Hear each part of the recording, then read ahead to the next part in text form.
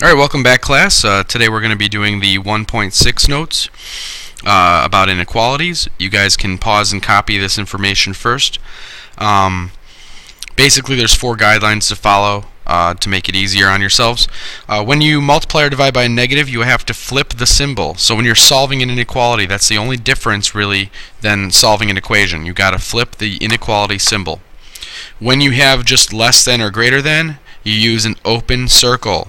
When you have a less than or equal to or greater than or equal to, you use a filled-in circle when you graph it. You always want to solve for x on the left, so leave x on the left. And when you do that, the arrow that you're going to graph points in the same direction as the inequality symbol. So it's easy to remember in case you are getting confused by that. And then always you need to have the 0 on the number line. That is very important. Alright, so let's do a couple of problems. Solve and graph each inequality. Again, we want our x's on the left, so I'm going to subtract 2x from both sides. I'm also going to move the numbers to the other side from left to right, so I could also subtract 9. I'm doing 2 steps in one here. You can do it in 2 steps, you can do it in 1 step if you want. These cancel, we're left with 2x is greater than or equal to 21 minus 9 is 12. So 2x is greater than or equal to 12. So now, to solve, we just divide by 2. And when you do that, you are not dividing by a negative, so the inequality symbol stays the same. This is our answer. X is greater than or equal to 6. We graph it. Here's my number line. I need to have a reference point of 0 and then 6. We look at our symbol. It is a greater than or equal to, so it will be a filled-in bubble. And since it's greater than 6, or notice how it's pointing at the 6, that means it's pointing to the right. The arrow will point to the right. Okay, so that is what we're going to be doing today for these first 2. Why don't you guys pause and try the second one on your own. Again, note what kind of inequality symbol it is and all the other stuff. Or you can follow along right now. So we're going to subtract 12. You get negative 5x is greater than 10.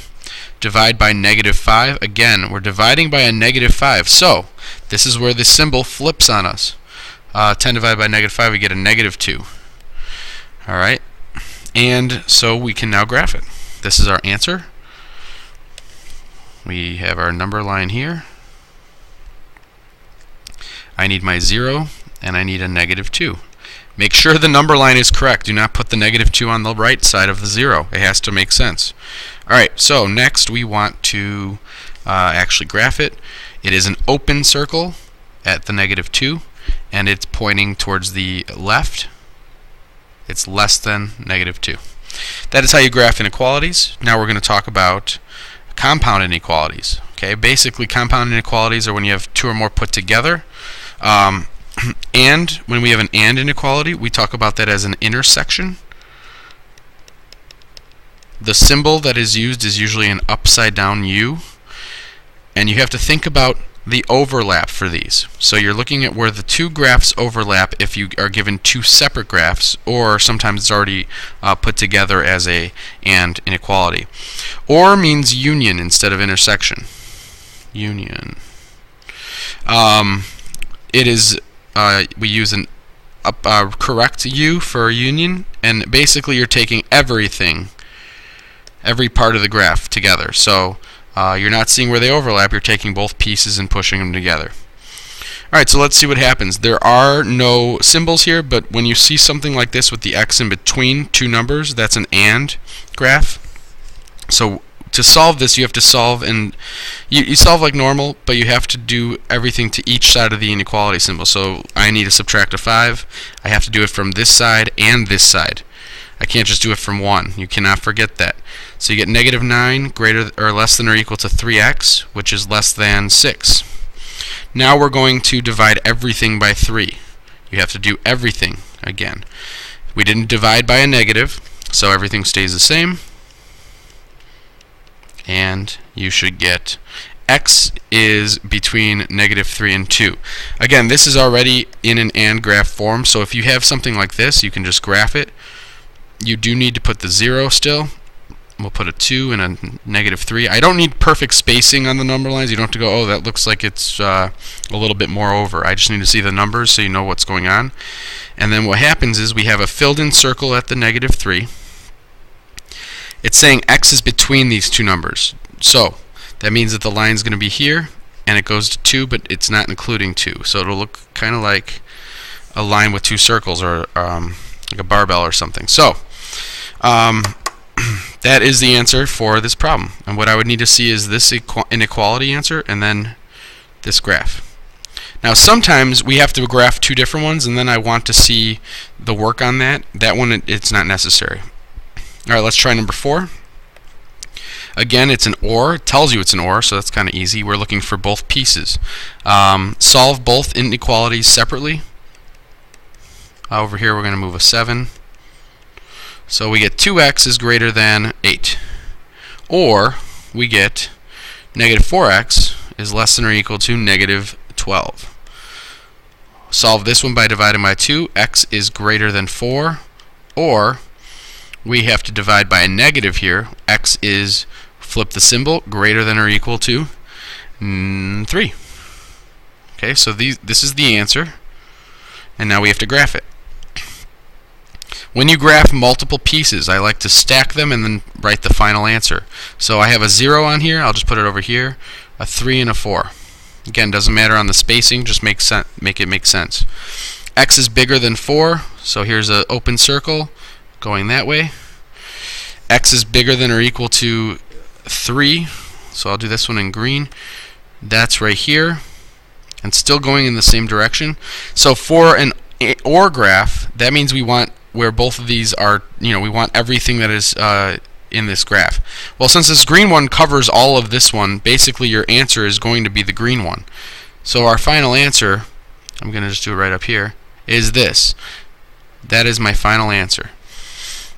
I graphed both of these, saw where they are, what pieces that we have.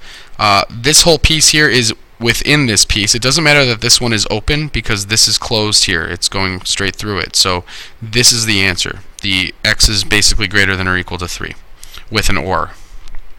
Okay, so let's go on and keep going. Now you have to know what these symbols mean. Again, a U means OR, an upside down U means AND. I'll put those up. Again, you can pause at any time and try one on your own first to see what happens. I'm going to kind of just cruise through these now. And you guys can follow along. And I might start subtract 4, dividing by a negative. So you get 3, or x is less than 5. So now that I have that, I'm going to graph that. Here are my pieces. And again, I need to see this when you give me an answer, and then I need to see the graph. So here's 0, 3, and 5. 3, I'll do the first one in blue.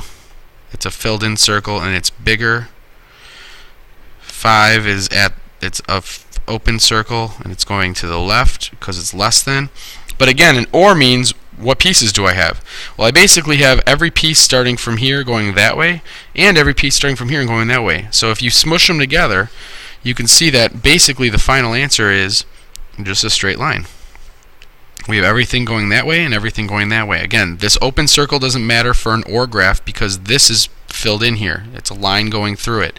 So what does this mean? If you get an arrow with nothing else, this basically means any number works for this. Or all real numbers, I should write. Okay? This is in all real numbers. Alright, let's look at an AND graph then. Subtract, you get 12. And we also have, you subtract and you get a negative 12. So, x is greater than or equal to 6. And when you divide by 6 here, x is less than or equal to negative 2. So I'm going to, here's my answer. I'm going to now graph it. Again, you need the number line. Put a 0 down, a 6, and a negative 2 goes over on this side of the 0. We have x is bigger than 6. So, or I'm sorry. Yeah, no, x is bigger than 6. So, goes this way, and it's filled in. X is less than or equal to negative 2. So that's over here. And again, I'm stacking them just because I need to see. These are my pieces. I was doing green for that, so I'll change that back. So, you look at this and you go, it's an AND graph, okay? AND means where it overlaps. I hope you guys see that this piece and this piece do not overlap each other. There is no overlap. There's not a place where they have something in common. So, our final answer for this is no solution. And again, this symbol would be acceptable, or the words no solution. So you have to decide, is it an AND graph or an OR graph? And then with that information, you can put it together. So that's what an AND graph looks like, and it's no solution. So let's go on and do number 7. Now number 7 is a little bit different because it just says not equal. So let's move everything to the left. 7x, so 12 minus 7 is 5x. Move the 8 over. 5x does not equal to 10, which means x does not equal to 2. Well, what does that mean? If x doesn't equal 2, that means that x can be anything else.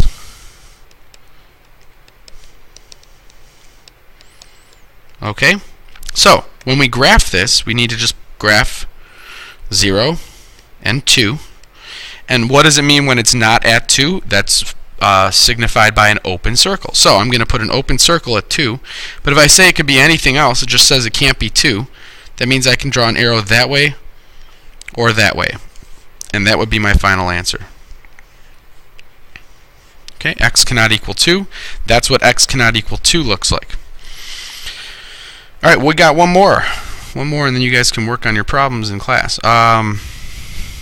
Let's do, we again identify what this means. This means AND. So when you think AND, we need overlap. Let's solve this. Negative 4x is less than or equal to negative 12. And we get 2x is less than or equal to 6. Divide by negative 4. X is greater than or equal to 3.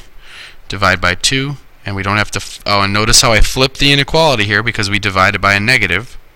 Here, not dividing by a negative, we keep the inequality the same.